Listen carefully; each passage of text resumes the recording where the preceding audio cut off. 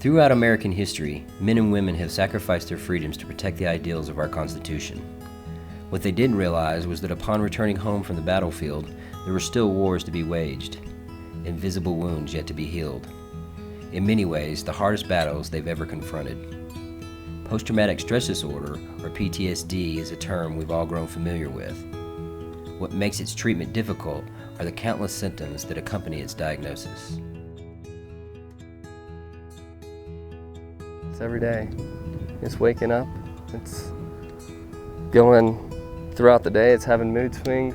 It's saying I'm sorry a lot and then admitting fault, because sometimes I'm just happy-go-lucky and other times I'm kind of harsh and rough.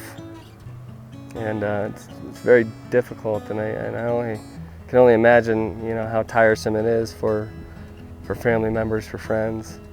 And so I'm very appreciative of the ones that I do have around.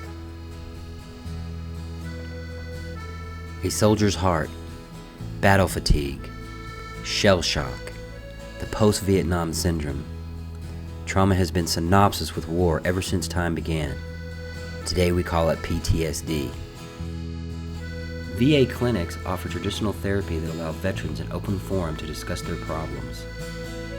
They struggle in providing direction. The road to recovery is uncharted, and where the VA leaves off, waits a man. On a little ranch in Elizabeth, Colorado, by the name of John Nash. Ever since I came back from Vietnam, I knew things weren't right. I wasn't my old self. I was getting like 1 or 2 hours of sleep a night, and nightmares and flashbacks and things like that going on. So I started self-medicating with alcohol real bad, and I went 40 years like that.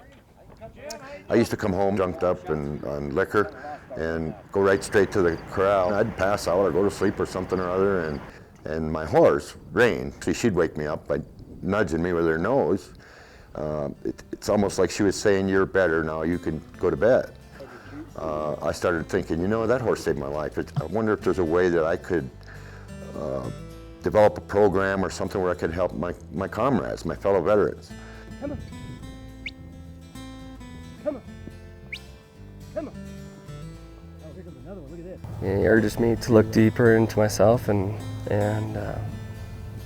find more strength to keep going. And as a combat vet, I think it's the greatest thing that is imaginable. I think the VA lacks in. I haven't met one of their therapists that was a vet. Somebody that shared the battlefield with me. It may not be the same battlefield, but a combat vet's a combat vet. He's seen a lot more than I have. And so we have that unsaid trust and admiration and respect. The VA therapy stabilizes you, but for 14 years I just existed. I still did a lot of staying at home and isolating. I was really worried that my life would go back to not leaving the house at all. Then I heard about John out here and the equine therapy, and I thought, what the heck? I got nothing to lose. I'm just marking time. Since I've been out here, I've gone on a trip by myself, which was unheard of. I associate with men. I actually hug some men, which is a huge thing for me. Because before I used to need at least 6 feet between me and a man. And then still I wasn't comfortable. I didn't touch people, people didn't touch me. But that's changed, being out here with the horses. Honey and I have a bond that I've had with nobody else. She helped me realize that I had something to offer again in this world. And that was something that was taken away when I got out of the service.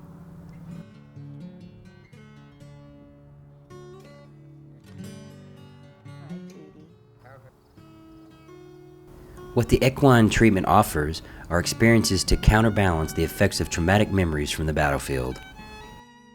I started fostering Taxi.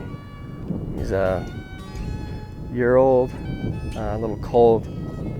Ever since he was born, I was, petting him and sitting with him, and I'd lay down next to him and get closer and closer and earn his trust. And soon enough, Taxi was laying his head in my lap, and we were just kind of laying down in the field together, just chilling. It was really cool. I mean, that's their most vulnerable state, And for him to have the trust in me, and for the herd to have trust in me, is really cool. There's a lot of trust issues that come hand in hand with the PTSD and traumatic brain injury. So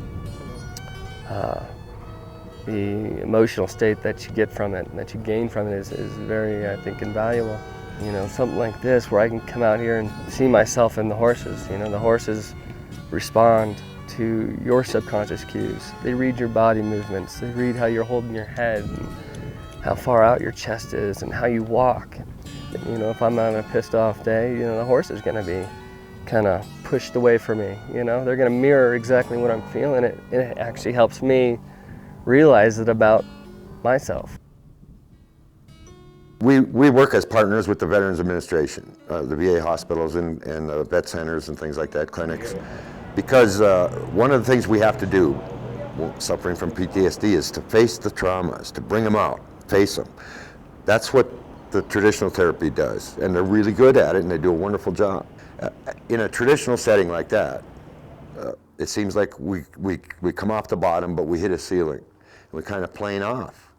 Words can only take us so far. It was experiences that got us the way we are, traumatic experiences. I believe it needs to be experiential to move us further down the road to recovery than the VA can do. They're doing the best they can. Don't get me wrong here, but we need to pick up from their ceiling and move them further, and it's happened to every single client we've had here. Because this is why I survived, is to run this program. We try to teach our veterans that come out here to find their purpose. There's a reason they survived that war.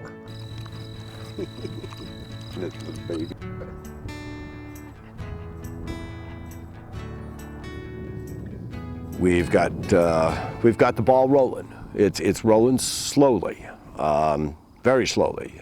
We strictly rely on donations from anybody, any corporation, whatever, that would help us out here.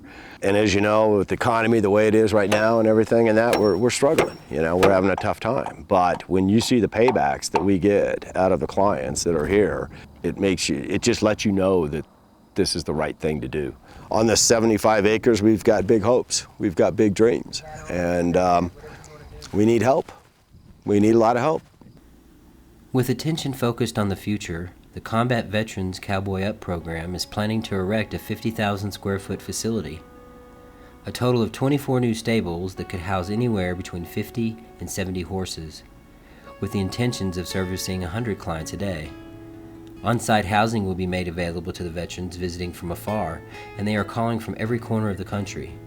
John Nash and his contemporaries hope to meet that demand, and through their passionate support and word of mouth, that future seems feasible.